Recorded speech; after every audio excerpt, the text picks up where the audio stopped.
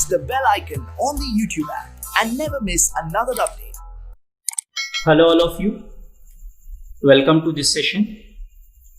इस सेशन में हम लोग नेटवर्क सिंथेसिस के बारे में डिस्कस करेंगे। सर्किट थ्योरी की जो टेक्स्ट बुक है उसमें देखिएगा आप लोग, वहां पे लिखा हुआ है circuit theory, analysis and synthesis. तो बेसिकली ये एनालिसिस क्या होता है और सिंथेसिस क्या होता है, आज की वीडियो में हम लोग इसके बारे में बात करने वाले हैं। नेटवर्क सिंथेसिस में हमारे सिलेबस में ये तमाम चीजें मेंशन हैं, जिसमें से इस वीडियो में हम लोग network functions, poles and zeros के बारे में डिस्कस करेंगे। वीडियो एंड तक देखिएगा। वीडियो शुरू करते हैं। सबसे पहले हम लोग बात करेंगे कि नेटवर्क एनालिसिस क्या होता है और नेटवर्क सिंथेसिस क्या होता है। एक सर्किट गिवन होगा, सप्लाई गिवन होगा और किसी एक पर्टिकुलर ब्रांच में आपको कितना करंट है, कितना वोल्टेज है, वो पूछा जाता है आपसे। तो बेसिकली आपको आउटपुट पूछा जा रहा है, इन दोनों वोल्टेजेस की वजह से इस ब्रांच में कितना करंट फ्लो कर रहा है। यानी एक्साइटेशन आपको गिवन है, नेटवर्क आपको गिवन है, आपसे आउटपुट पूछा जा रहा है। तो इस चीज को बोला जाता है नेटवर्क एनालिसिस। नेटवर्क सिंथेसिस में बेसिकली क्या होता है कि आपको एक नेटवर्क डिजाइन करना होता है। क्वेश्चन में एक्साइटेशन गिवन होगा और क्या आउटपुट आना चाहिए, डिजायर्ड रिस्पॉन्स, वो गिवन होगा। आपको नेटवर्क डिजाइन करना है कि इस तरह के इनपुट से इस तरह का आउटपुट पाने के लिए किस तरह का सर्किट डायग्राम होना चाहिए। इस चीज को बेसिकली कहा जाता है नेटवर्क सिंथेसिस। इसका मतलब ये हुआ, फ्रीक्वेंसी रिस्पॉन्स आपको गिवन होगा, आपको बताना है कि इस तरह के फ्रीक्वेंसी रिस्पॉन्स को पाने के लिए किस तरह का नेटवर्क डिजाइन करना पड़ेगा। इस चैप्टर में न्यूमेरिकल देखिए किस तरह का होगा। बेसिकली आपको क्वेश्चन में गिवन होगा कि driving point impedance of a network is this much, realize the network, यानी आपको सर्किट बनाना है। तो जब ये चैप्टर हम लोग पढ़ लेंगे तो हम इस ड्राइविंग पॉइंट इंपेडेंस को रियलाइज करने के लिए इस तरह का सर्किट डायग्राम बना पाएंगे। नाउ नेटवर्क फंक्शंस क्या होता है। Basically network function gives the relation between transform of the excitation to transform of the response. When we are talking about transform means S domain, हम लोगों को सर्किट को S domain में convert करना है। Excitation means input and response means output. तो अगर हम वन पोर्ट नेटवर्क की बात करें तो यहाँ पे सिर्फ दो क्वांटिटीज हैं, एक है वोल्टेज और एक है करंट। वोल्टेज को एक्साइटेशन कंसीडर कर रहे हैं तो करंट मेरा रिस्पॉन्स हो जाएगा। तो ये दोनों का रिलेशनशिप। वन पोर्ट नेटवर्क के केस में दो नेटवर्क फंक्शन होगा। एक को हम कहेंगे driving point impedance which will be equal to Z of S is equal to V of S by I of S, and इसका रेसिप्रोकल होगा driving point admittance which will be given by Y of S is equal to I of S by V of S। Two port network के case में देखिए क्या हो जाएगा। अगर हम लोग इस पोर्ट को कंसीडर करें तो Z11 of S is equal to V1 of S by I1 of S लिख सकते हैं। सेकंड पोर्ट के लिए कंसीडर करें तो Z22 of S is equal to V2 of S by I2 of S लिख सकते हैं। इन दोनों का रेसिप्रोकल हो जाएगा ड्राइविंग पॉइंट एडमिटेंस। तो Y11 ऑफ S की वैल्यू क्या लिखी जा सकती है, I1 of S by V1 of S। उसी तरह से Y22 ऑफ S की वैल्यू क्या लिखी जा सकती है, I2 of S by V2 of S। Two port network के केस में चार और नेटवर्क फंक्शन होंगे जिनको ट्रांसफर फंक्शन कहा जाता है, because these function gives the relationship between voltage or current at one port to voltage or current at other port, यानी दो अलग अलग पोर्ट की क्वांटिटीज को रिलेट करते हैं। फॉर एग्जांपल अगर हम V1 को इनपुट माने और I2 को आउटपुट माने, अगर हम I1 को इनपुट माने और V2 को आउटपुट माने, तो इस तरह से अगर दो डिफरेंट पोर्ट की क्वांटिटीज को कंसीडर किया जाए तो उस वक्त नेटवर्क फंक्शन को ट्रांसफर फंक्शन कहा जाता है। तो ये टोटल चार हैं। पहला ट्रांसफर फंक्शन है voltage transfer ratio which is defined as voltage transform at one port to voltage transform at the other port. इसको G ऑफ S से डिनोट किया जाता है। G21 अगर लिखेंगे तो यहाँ पर पोर्ट 2 के वोल्टेज को न्यूमरेटर में लेंगे और पोर्ट 1 के वोल्टेज को डिनोमिनेटर में लेंगे, यानी G21 ऑफ S का फॉर्मूला हो जाएगा V2 of S by V1 of S। उसी तरह से G12 ऑफ S के लिए हम लिखेंगे V1 of S by V2 of S। दूसरा ट्रांसफर फंक्शन होगा करंट ट्रांसफर रेशियो। ये बेसिकली क्या होगा, ratio of current transform at one port to current transform at the other port. इसको हम लोग डिनोट करते हैं अल्फा ऑफ एस से। तो अल्फा 1,2 ऑफ एस का फॉर्मूला हो जाएगा I1 of S by I2 of S, और अल्फा 2,1 ऑफ एस का फॉर्मूला हो जाएगा I2 of S by I1 of S. तीसरा ट्रांसफर फंक्शन है transfer impedance Z of S. It is defined as the ratio of voltage transform at one port to current transform at the other port. Z1 2 of S का formula होगा V1 of S by I2 of S, input voltage and output current का ratio. अगर हम Z21 of S लिख रहे हैं तो ये हो जाएगा V2 of S by I1 of S। Last transfer function होगा ट्रांसफर एडमिटेंस, इसको हम Y of S से डिनोट करेंगे।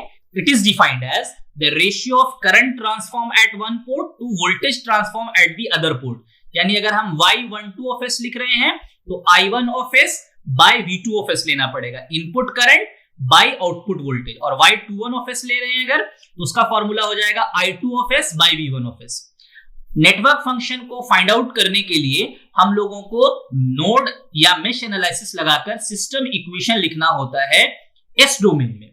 एस डोमेन में लिख लेने के बाद इनिशियल कंडीशन 0 एज्यूम करनी है, और उसके बाद जो अबव फॉर्मूलाज डिस्कस किए गए हैं उस फॉर्मूला पे पुट करके हम आसानी से नेटवर्क फंक्शन या ट्रांसफर फंक्शन निकाल सकते हैं।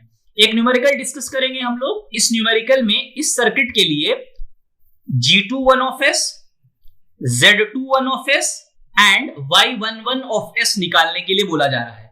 सबसे पहले हम लोग देखेंगे कि मेरा गिवन सर्किट जो है वो S डोमेन में है या नहीं है। अगर नहीं रहेगा तो हमको S डोमेन में कन्वर्ट करना पड़ेगा, लेकिन फॉर्चुनेटली इस बार S डोमेन में ही गिवन है तो अब हम लोग KVL लगाएंगे। इस लूप के लिए जब हम KVL लगाएंगे तो इक्वेशन हो जाएगा V1 of S is equal to I1 of S into 5S plus 1 by 2S, और इस लूप के लिए जब हम लगाएंगे तो V2 of S is equal to हो जाएगा 1 by 2S into I1 of S। Loop में कोई करंट फ्लो नहीं कर रही है, सिर्फ एक ही करंट गिवन है क्वेश्चन में। अब हमको निकालने के लिए क्या बोला जा रहा है, G21 of S का फॉर्मूला होता है V2 of S by V1 of S, voltage transfer ratio. तो हम लोग क्या करेंगे, ये दोनों का रेशियो निकाल देंगे, सॉल्व करेंगे। 1 of S का वैल्यू आ जाएगा 1 by 10S square plus 1। Z21 of S यानी कि ट्रांसफर इंपेडेंस, इसका फॉर्मूला होता है V2 of S by I1 of S। तो V2 of S की वैल्यू पुट कर देंगे 1 by 2S into I of S, और divided by I of S as it is रहने देंगे। I of S कट जाएगा, Z21 of S का value आ जाएगा 1 by 2S। उसके बाद लास्ट में पूछा गया है Y11 of S, पोर्ट 1 का ड्राइविंग पॉइंट एडमिटेंस होता है, तो इसका फॉर्मूला हो जाएगा I1 of S by V1 of S। I1 of S को एज इट इज रहने देंगे, V1 of S के जगह में हम लिख सकते हैं I1 of S into 5S plus 1 by 2S। Solve करेंगे, Y11 of S का वैल्यू आ जाएगा 2S divided by 10S square plus 1। तो इस तरह से हम लोग किसी भी नेटवर्क फंक्शन को या ट्रांसफर फंक्शन को निकाल सकते हैं। एक असाइनमेंट के लिए क्वेश्चन दिया गया है, आप लोगों को Z11, Y11, Z21 की वैल्यू निकालनी है। आंसर भी लिख दिया गया है, आंसर वेरीफाई कर सकते हैं। अब हम लोग बात करेंगे पोल्स एंड जीरोस के बारे में। तो बेसिकली किसी भी नेटवर्क फंक्शन का जनरल रिप्रेजेंटेशन इस तरह का होता है। N of S can be written as P of S by Q of S, और अगर हम P of S और Q of S को फैक्टोराइज कर पाए तो हम इसको इस तरह से लिख सकते हैं। यानी अगर हम P of S का रूट्स निकाल रहे हैं, P of S is equal to 0 करके उसका रूट्स निकाल रहे हैं तो हमको जीरोस मिलेगा, और Q of S को 0 से इक्वेट करने के बाद जब हम रूट्स निकालेंगे तो वो पोल्स कहलाएगा। बेसिकली नेटवर्क फंक्शन जीरोस पर 0 हो जाता है और पोल्स पर इंफिनिटी हो जाता है। Network function is completely defined by its poles and zeros. तो पोल्स एंड जीरोस का डेफिनेशन क्या हो जाएगा, basically poles is defined as roots of the denominator of the network function, and n of s becomes infinity when s is equal to any one of the poles. It is denoted by a cross symbol, zeros. इसको किस तरह से define कर सकते हैं, it is defined as the roots of the numerator of the transfer function. n of s becomes 0 when s is equal to any one of the 0. तो इस तरह का क्वेश्चन आपको ऑब्जेक्टिव में पूछा जा सकता है, what will be the value of network function at its pole. तो आपको बताना है infinity. What will be the value of network function at its 0, तो आपको बताना है 0। 0 को हम लोग इस तरह के एक छोटे से 0 से डिनोट करते हैं। यहाँ पे एक एग्जांपल है, एन ऑफ एस की वैल्यू गिवन है s+1 का whole square into s+5 divided by s+2 s+3 j2 s+3 minus j2।